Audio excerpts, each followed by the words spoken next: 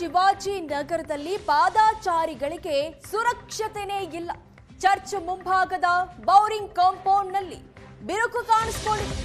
ಮತ್ತೊಂದು ದುರಂತಕ್ಕೆ ಜಿಬಿಎ ಅಧಿಕಾರಿಗಳು ಆಸ್ಪದ ಮಾಡಿಕೊಟ್ಟಿದ್ದಾರೆ.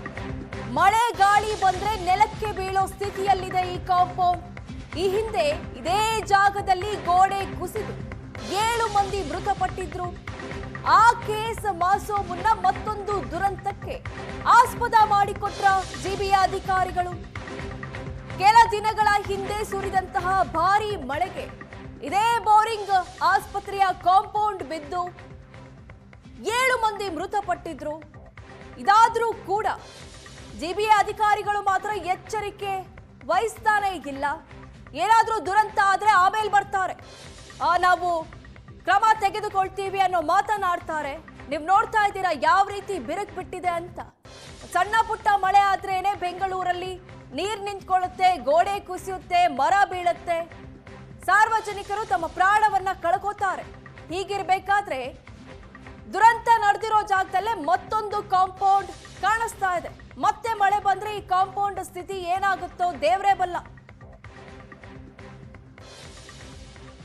ಬೋರಿಂಗ್ ಆಸ್ಪತ್ರೆ ಗೋಡೆ ಕುಸಿದು 7 ಜನ ಅಮಾಯಕರು ಸಾವನ್ನಪ್ಪಿದ್ರು. ಆ ಒಂದು ದುರಂತ ಮಾಸುವ ಮುನ್ನವೇ ಇನ್ನೊಂದು ದುರಂತ ಸಂಭವಿಸುವಂತಹ ಒಂದು ಮುನ್ಸೂಚನೆಯನ್ನು ಈಗ ಬೋರಿಂಗ್ ಆಸ್ಪತ್ರೆ ಮತ್ತೊಂದು ಗೋಡೆ ಈ ಒಂದು ಆಸ್ಪದ ಕೊಡ್ತಾ ಇರುವಂಥದ್ದು. ನಾವಿವಾಗ ಏನು ಬೋರಿಂಗ್ ಆಸ್ಪತ್ರೆ ದುರಂತ ಸಂಭವಿಸ್ತೋ ಆ ಜಾಗದಿಂದ ಸುಮಾರು 100 ಮೀಟರ್ ದೂರದಲ್ಲಿರ್ತಕ್ಕಂಥ ಮತ್ತೊಂದು ಗೋಡೆಯಲ್ಲೂ ಕೂಡ ಬೋರಿಂಗ್ ಆಸ್ಪತ್ರೆಯ ಗೋಡೆ ಬಿರುಕು ಬಿಟ್ಟಿರುವಂಥದ್ದು. ಈ ಒಂದು ಗೋಡೆ ಪಕ್ಕದಲ್ಲಿ ಪ್ರತಿನಿತ್ಯ ಸಾಕಷ್ಟು ಸಂಖ್ಯೆಯಲ್ಲಿ ಸಾವಿರಾರು ಜನರು ಓಡಾಡುವಂಥ ಒಂದು ಫುಟ್ಪಾತ್ ರಸ್ತೆ ಇದೆ. ಈ ಒಂದು ಇಷ್ಟು ದೊಡ್ಡ ಪ್ರಮಾಣದಲ್ಲಿ ಗೋಡೆ ಬಿರುಕು ಬಿಟ್ಕೊಂಡಿದ್ರು ಕೂಡ ಇದನ್ನು ಸರಿಪಡಿಸುವಂಥ ಒಂದು ಕೆಲಸಕ್ಕೆ ಜಿಬಿಎ ಅಧಿಕಾರಿಗಳು ಇಲ್ಲ ಆಸ್ಪತ್ರೆ ಸಿಬ್ಬಂದಿಗಳು ಕೂಡ ಇನ್ನೂ ಕೂಡ ಮುಂದಾಗಿಲ್ಲ. ಯಾಕೆಂತಂದರೆ ಈ ಒಂದು ಅಪಾಯದ ಗೋಡೆ ಅನ್ನುವಂಥದ್ದನ್ನು ಈಗಾಗಲೇ ನೋಟೆಡ್ ಮಾಡಿರುವಂಥದ್ದು.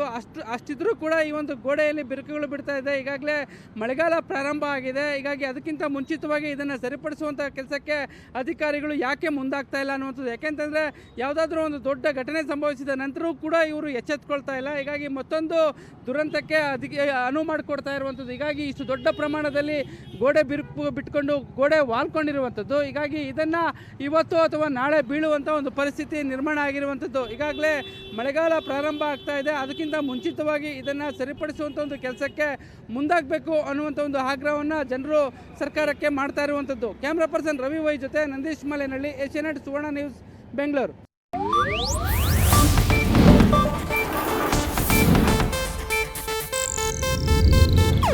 ಇದು ಏಷ್ಯಾನೆಟ್ ನ್ಯೂಸ್ ನೆಟ್ವರ್ಕ್ ಪ್ರಸ್ತುತಿ.